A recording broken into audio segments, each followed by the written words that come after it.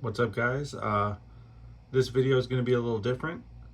These are all movies that I got in a mystery box that I have watched recently that I will be adding to my collection or not adding to my collection.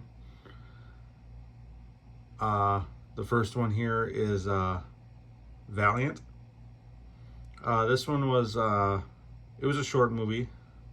I'd never really heard of it before. I think this was before Disney really got into animation here. What year was this? Oh, this was 2005. So I mean, I think this was before they acquired Pixar. Maybe. I could be wrong about that. But I mean, this movie was only okay, but it wasn't horrible enough. You know, I got in a mystery box, so I didn't really pay much for it to where it was worth getting rid of. Like, my friends have kids, they might watch this movie. The villain in this movie was voiced by Tim Curry, and I didn't even know it was him. It sounded nothing like him. Ewan McGregor is the voice of the main bird here. It's like based during World War II and like messenger pigeons and stuff like that, and how important they were to World War II. So I mean, it was what it was. I'm not a big cartoon guy, but there's definitely better cartoons than this. But this was still good enough to keep, I thought.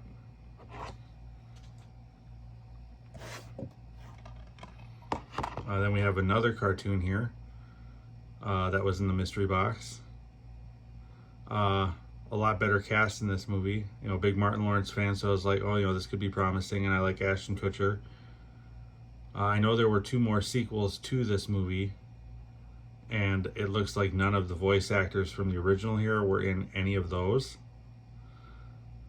So that's kind of disheartening to where, well, I mean, you know, like I said, I'm not really a cartoon person, but you'd think you'd want to keep consistency in the cast. So I'm guessing that the other 2 were straight to DVD releases. But, you know, this one was better than Valiant. It still wasn't, you know, the greatest. Martin Lawrence did good in it, and so did Ashton Kutcher. You know, Gary Sinise was the hunter in this movie, or the villain, or whatnot, and you could barely tell it was him as well. But yeah, this was an okay movie.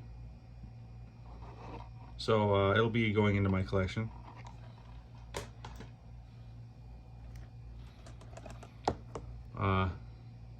Then I've got About Schmidt with Jack Nicholson. You know, a lot of people say a lot of good things about this movie. I thought it was watchable, but not as fantastic as everyone else thought. Feel free to leave comments on what you thought about any of these movies down below. But like I said, I only thought it was average. It was tough to kind of watch, watch, I guess you can say, through the whole movie. Was it 2 hours long?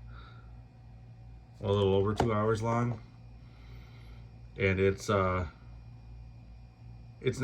the funniest of movies, but it was okay. So for what I paid for it, I didn't hate it to where I wouldn't add it to my collection, but I guess I'll add that.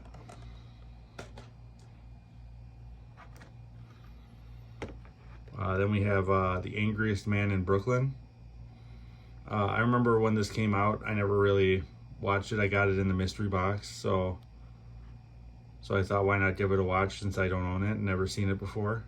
You know, I'm a big Mila Kunis fan. She does okay in this movie. I'm not a really big Peter Dinklage fan. Melissa Leo, the only other work of hers that I've seen was Olympus Has Fallen, which she was good in. But this was one of Robin Williams' last handful of movies, I believe. And it was okay. It was better than I thought it was going to be. You know, definitely not what you sit there and try to guess what you think the movie was going to be about, and sometimes you're really far off. But out of the 4 of them that I've shown so far, this is definitely the better of the 4. So this one will be added to my collection.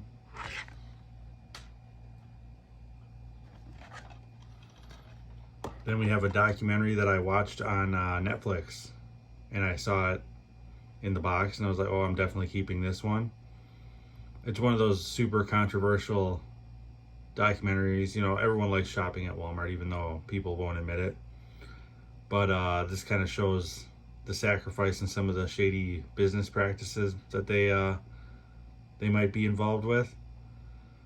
So I mean, if you like those types of dark documentaries that make you question things, this is definitely one that you should watch. Definitely worth watching. You know, it might still be on Netflix if you want to check it out. But yeah, that will be added to my collection. And the last one that'll be added to my collection is Vegas, the City the Mob Made. This is a 10-episode, 9-hour documentary about the history of Las Vegas from the 40s all the way through to 2009. Very informative, very in-depth. It goes into like all the different, you know, casinos. Like, you know, when one casino gets torn down, what replaced it, why it was torn down, what kind of business they did, what kind of mob influences each casino had. I mean, this is, out of all these movies, this is the best. Even better than the Walmart one. But yeah, if you love Las Vegas and you like documentaries, watch this. Or find this. Definitely worth a watch. And that's all I will be adding to my collection today.